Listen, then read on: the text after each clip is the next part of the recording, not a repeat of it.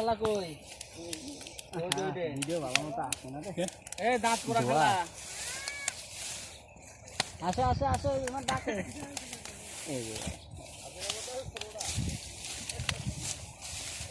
রস পড়তেইছে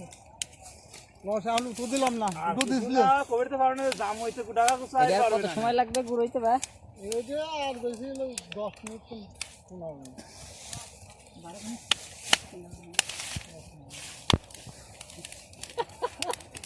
মানাইছে কিন্তু একেবারে মিশে গেছে একদম